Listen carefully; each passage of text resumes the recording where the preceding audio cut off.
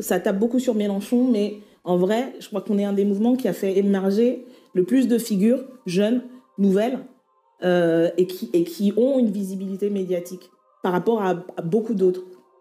Mais même cette représentation-là, elle reste très blanche. Sachez qu'à un moment donné, vu la dynamique démographique dans ce pays, il y aura des partis qui représenteront plus ces minorités, donc des partis islamistes, des partis de noirs, etc. Et lorsque ces partis seront constitués, eh bien, les personnes de ces minorités voteront bien évidemment pour ces partis, parce que vous n'êtes pas sans savoir que la logique occidentale est différente des logiques d'autres continents. En Occident, l'individualisme prime, mais dans d'autres communautés, dans d'autres continents, c'est la logique tribale qui prime. Comment comprendre que l'Afrique se soit si pauvre alors qu'elle dispose de tant de ressources naturelles ?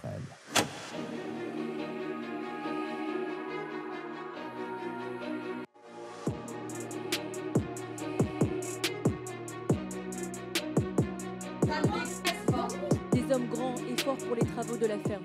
Nous la gardons notre misère, nous acceptons de nous reconnaître comme tels, mais nous nous imposons de lutter contre cela, contre cette situation, parce que rien n'est immuable. C'est un homme un peu dérangeant, le président Sankara.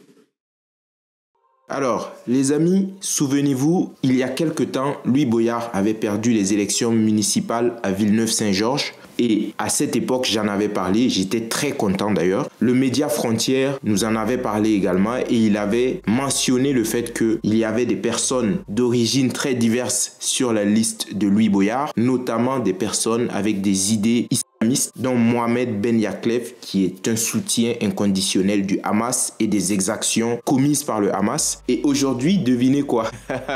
Louis Boyard s'est fait éjecter de sa propre liste. Donc, nous allons essayer d'analyser cette information. Moi, personnellement, ça me fait bien rigoler parce que, comme le disait Ouria Bouteldia dans son livre « Les Blancs, les Juifs et nous », vous avez beau être un traître à votre race, vous ne le serez jamais assez pour être accepté par certaines communautés. Nous allons voir cette information très rapidement, les amis. Avant tout, n'oubliez pas de vous abonner, de liker, de partager et de commenter, c'est très important. N'oubliez pas de vous abonner à la newsletter également. Abonnez-vous à la chaîne de Demisotric et nous sommes partis pour cette vidéo. C'est une vidéo qui a été publiée encore par le média Frontières qui dit « Louis Boyard vient d'être évincé de la liste qu'il avait lui-même constituée à Villeneuve-Saint-Georges. Ses anciens alliés ont décidé de se passer de lui. Mamadou Traoré mènera désormais le groupe d'opposition, selon Jules Laurens. Regardons cette vidéo. C'est déjà la fin pour Louis Boyard à Villeneuve-Saint-Georges, qui est évincé de sa propre liste qu'il avait lui-même constituée.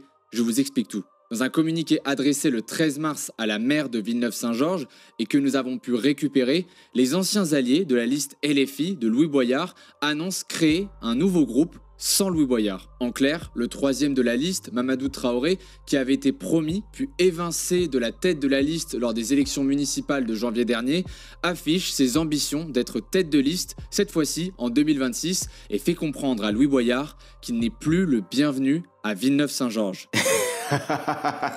Alors mon petit Louis, on se fait éjecter par les copains. Les amis, moi honnêtement ça ne m'étonne pas, hein. Ça me fait penser aux blancs qui font tout pour singer les racailles en espérant se faire accepter, mais qui au final ne récoltent que du mépris et des moqueries.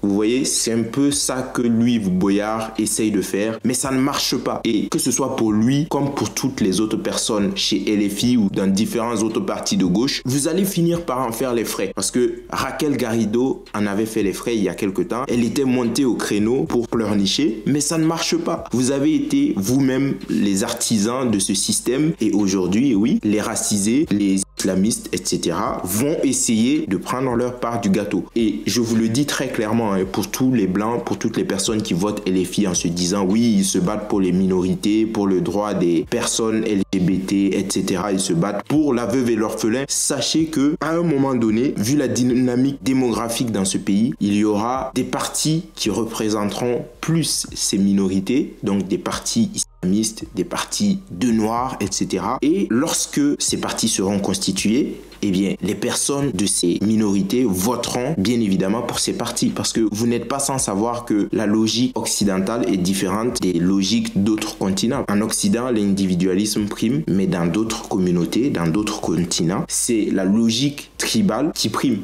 c'est la logique communautaire qui prime. Donc, s'il y a un parti islamiste aujourd'hui en France, vous pouvez être sûr que 99% des personnes qui se disent musulmanes voteront pour ce parti. Peut-être pas parce que toutes les propositions de ce parti leur conviendront, mais ils se diront au moins je vote pour quelqu'un qui me ressemble. Au moins je vote pour quelqu'un de la communauté. C'est la même chose si un parti de noirs venait à se créer. Donc je ne sais pas à quoi Louis Boyard s'attendait, mais il a la réponse. Et d'ailleurs, il n'a jamais été le bienvenu à Villeneuve-Saint-Georges. Dans les interviews de Frontières, on voyait très bien que de nombreux jeunes, vous savez, ces jeunes qu'on nous dépeint comme des jeunes, mais qui ont 30-40 ans, disaient que Louis Boyard n'avait jamais habité à Villeneuve-Saint-Georges. Il s'était juste pris une résidence pour les élections municipales et malheureusement pour lui, ça n'a pas marché. Depuis l'échec de Louis Boyard dans sa volonté de devenir maire de Villeneuve, de multiples tensions existaient déjà au sein du groupe. Plusieurs élus de la liste critiquaient la manière dont la campagne avait été menée et tenaient Louis Boyard pour responsable de la défaite à cause de son impopularité au sein de Villeneuve. Seule une élue... Moi, je dirais qu'il était responsable parce qu'il était blanc. Vous savez, lorsque vous êtes dans un groupe de racisés, s'il y a un problème, c'est vous le problème. Donc, Louis Boyard, si vous avez perdu, c'est ta faute. L'élu a décidé de maintenir sa confiance envers le député LFI. Il s'agit de Fadwa Sadak, qui s'était notamment affiché avec un kéfier sur lequel était représenté un drapeau palestinien et la mention « Jérusalem est à nous » en arabe. Tous les deux se retrouvent alors isolés dans le conseil municipal avec l'impossibilité de créer un groupe car il faut être au minimum 3. De l'autre côté, ils sont 5 à constituer un nouveau groupe et rejoindre Mamadou Traoré comme Mohamed Ben Yaklef, le candidat pro-Hamas dont Louis Boyard avait annoncé soutenir la candidature jusqu'au bout. C'est un énorme... Le fameux Mohamed Ben Yaklef soutient au Hamas et aux attaques du 7 octobre. Parce que si quelqu'un dit qu'il est soutien du Hamas, c'est qu'il soutient tout. Il n'y a pas de demi-mesure. Et d'ailleurs, on avait vu lors de l'interview de Frontières, des gens qui se permettaient de dire que toutes les attaques du Hamas étaient justifiées et que les soi-disant horreurs qui auraient été perpétrées le 7 octobre étaient des inventions des sionistes ou des médias occidentaux. Donc, quand vous avez ce niveau de malhonnêteté, il n'y a même pas à discuter, quoi. Énorme désaveu pour Louis Boyard qui avait basé sa campagne sur les quartiers prioritaires de la ville et dont les membres, aujourd'hui, se séparent de lui.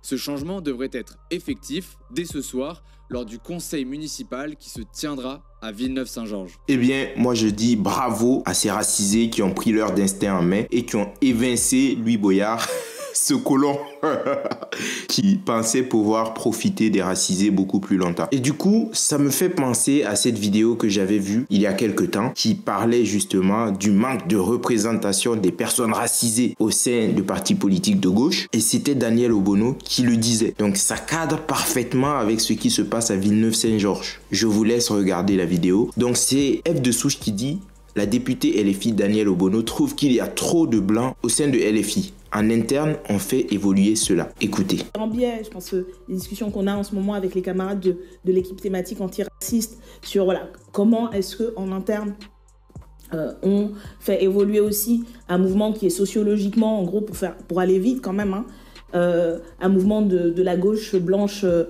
de classe moyenne, etc. Donc, et donc, du coup, comment, dans l'organisation, on porte la nécessité d'être plus représentatif, etc. Et en même temps, ce que fait aujourd'hui le cursus renforcé de la Boétie, qui a fait un vrai travail pour, dans la sélection des camarades qui vont pouvoir faire ce cursus-là, d'essayer de corriger justement les biais sociaux et territoriaux.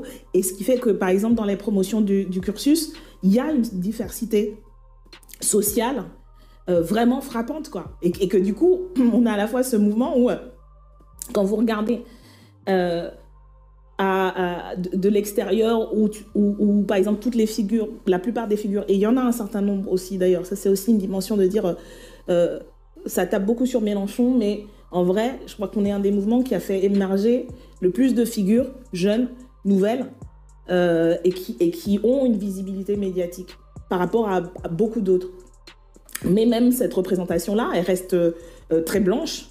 Moi, je suis peut-être l'exception de temps en temps à avoir une forme de visibilité, mais il y a ça. Et en même temps, moi, quand je regarde sur le cursus de la Boétie, il y a un vrai travail qui est commencé sur ce truc-là.